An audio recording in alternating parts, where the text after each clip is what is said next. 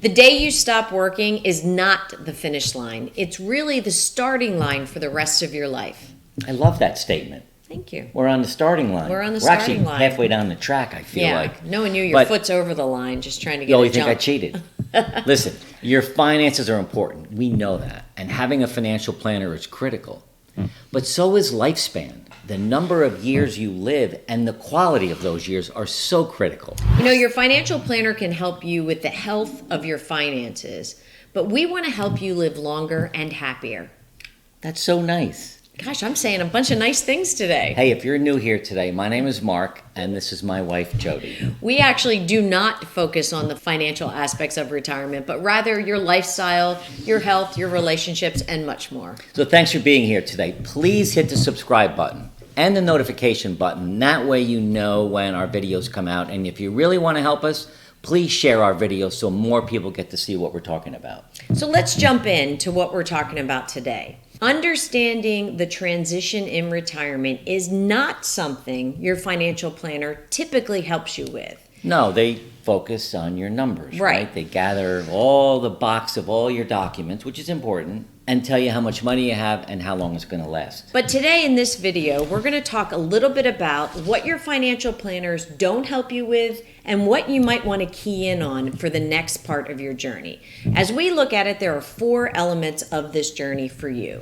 The first is leaving your job or your career behind. And what comes with that is a tremendous amount of transition. Loss of identity, loss of community, loss of your title, sometimes loss of your perks. I remember feeling it's that. this whole thing of transitioning from this 30 or 40 year phase of your life that you got really used to, you got comfortable in, you had a position of authority probably, and all of a sudden you don't. You leave that. And that's something that we struggle through a little bit. Right. And we know a lot of our clients do. We have so many people that say, I don't want to retire because I don't know what to retire into. So this transition, we want to make sure you take it seriously. So transition has kind of a big umbrella. I said there's 4 areas, right? So that leaving your job, Right. creating a clear non-financial vision for your retirement really makes some sense. And most of the time your financial planner doesn't help you with that. No, and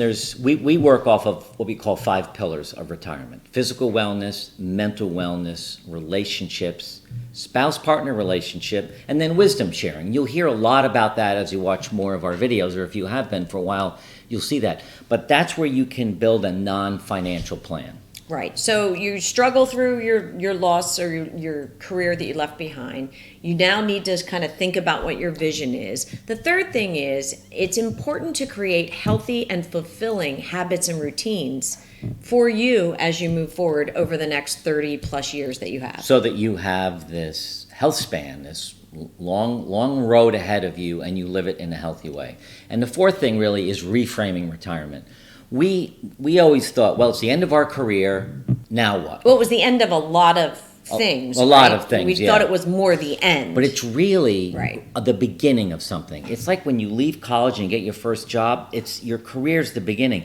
This phase is a new beginning, and we want you to think of it that way. So the first bucket of what we don't typically see financial planners helping you with Right. or talking to you about is that whole bucket of transition. The second thing, and I'm sure they talk about this, everyone does, but the critically important aspect of physical and mental wellness. Certainly knowing how much money you have and how long it's going to last is important, but almost as critical is to live long enough so you can spend it. There's this great book we've read and we talk about a lot, and it's called Outlive by Dr. Peter Attia, and it's all about your lifespan. Yeah, and the number one way to affect your lifespan is physical exercise. That's what he says. So he says physical exercise can help you affect your lifespan, which means you're going to live longer and healthier. And another way is certainly your nutrition. Your financial planner is not going to sit down and talk to you about your nutrition. No, he shouldn't. I mean, that's not his He or his she role. shouldn't. Oh, that's right. We have to make sure we include the she's in the world. That's right. Okay. The third piece of this whole kind of wellness bucket or this lifespan bucket is your mindfulness. And I'm such a huge fan. I believe, I'll go on record, I believe everyone should meditate, without a doubt. There's great apps out there, Calm, Headspace. If you start meditating in 30 days, I guarantee your life will change. That's how important it is. I agree. And on At top all of that, ages, really, all not ages, just yeah, this phase of life. But sleep's also critically important. Getting the right number of hours. And why are you Mark is not a making good this- sleeper. I'm having issues right now. Right. I'll go on record. I'm having issues. I'm working through it. But it's important. You know, we have our Aura rings and we track our sleep.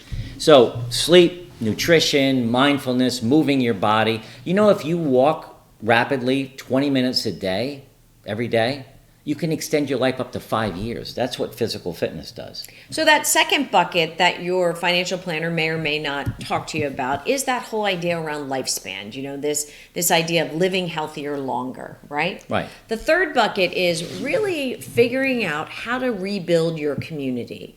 No doubt you will lose friends and colleagues and clients that you considered friends or acquaintances, networks, you know, business groups. You'll lose all of that, and it'll be frustrating. Well, we both got frustrated when we left, in a way that we thought, for sure, that many of the relationships that we had built over the years, colleagues, clients, strategic partners, they would just continue because they lasted 30 years. But they don't. You know, I love your talk about this. It's a situational relationship. The relationship existed around our careers. These folks are not going to leave the office and come knocking on your door to have lunch with you. Really, the onus is on you to begin to actively build your community, and that takes courage at this phase of life. You know, I can promise you I'm involved in actively building two communities, one down in Marco Island and one up here in Connecticut. But, you know, that makes me want to volunteer and, you know, join some clubs and, you know, look at my current friends and where they are, reconnect with high school friends We're or doing college that. friends. Listen, if you're on Facebook or LinkedIn, search out some of the friends that you remember from 20, 30 years ago. They're looking for people too, you know. We're all in this retirement phase together and we all want to build a new community. So reach out to some of the other folks that are your age that are retired. You'd be surprised. Call them up and say, I'd love to have coffee with you. Oh my gosh, that's great. I'd love to. Yeah, I'm actually doing that in September. I'm going to be down in Philadelphia at the Pink concert. Yay me. Oh, you are? I am. Oh. And I'm then not coming? Nope. Okay. Mark doesn't like concerts. I don't know. I'll watch anything. Yeah, I don't know live. about Pink either. I don't love even know. Pink. Love Pink. Right. Anyway, but I'm going to go from the concert the next morning out to see a roommate of mine from college who I have not seen in over 30 years. That's cool. And I'm really Who's excited that? about it. Her name is Kim Boyle. Kim Boyle. Okay. And she watches us and listens to our podcast. Hey, Kim. So shout out to Kim. Shout out to Kim. Yeah. So the fourth bucket really is nurturing relationships. So we talked about building community, but really this one phone call, one cup of coffee, it's on you to keep that relationship alive, to rebuild it, to rekindle it, to make sure that you're connecting with these folks. And if it's not the right relationship, that's okay. Right. But we want you, when you find a good relationship, nurture it, right? Well, one phone call or one text isn't enough. Absolutely. And that even goes to your marriage relationship or primary partnership relationship, you know, in addition to your long-term friends. I mean, this time of life takes a lot of nurturing for relationships. And by the way, you have the time. Right. Well, this whole issue of gray divorce. So Right. divorce rates in America are down, but gray divorce of couples over the age of 50 is up. And that's not going to happen to us, is it? No. No. We're nurturing our relationship. We put water and fertilizer on it every day.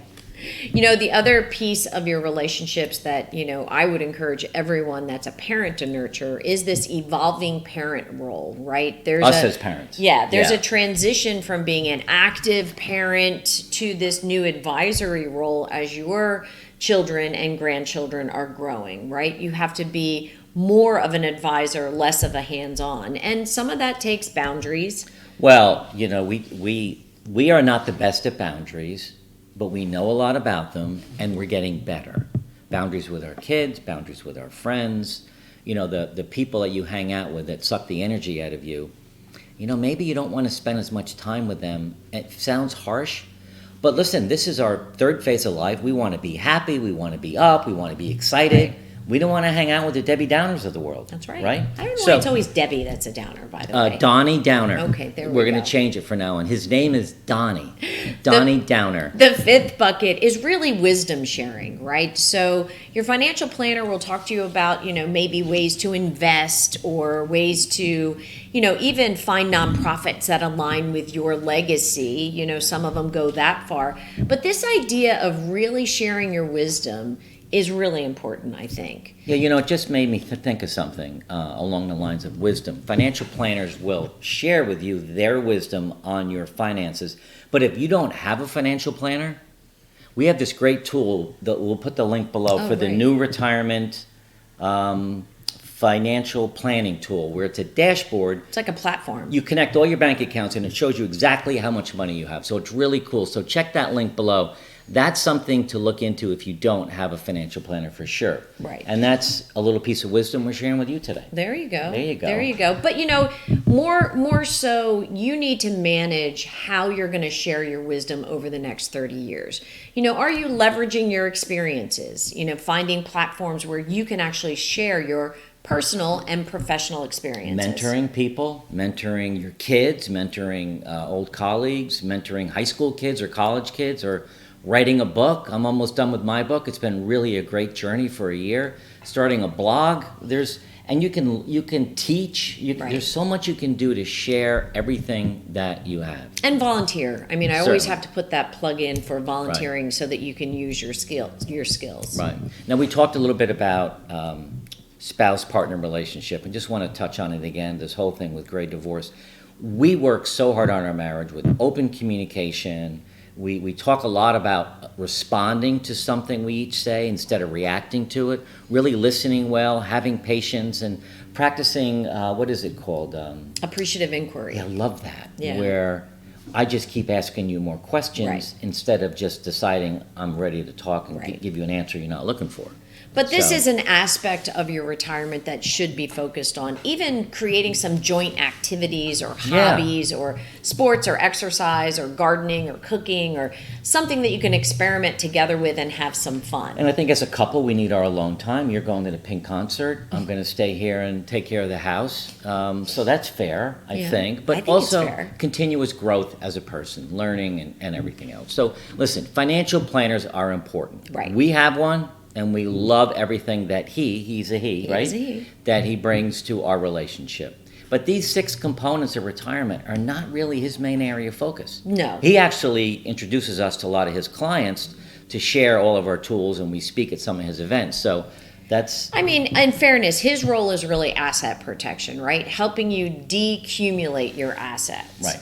We talk about, some of what's above, but, mostly it's finances that he talks to us about. Right. So, in summary, make sure you're looking at your transition, your physical and mental wellness, how you're building your community, how you're nurturing all of your relationships. And I think the wisdom sharing component is really Right. important too. And working on your relationship with your spouse, which Right. we do every day, right? We try. Sometimes it's harder than others, but here we are again.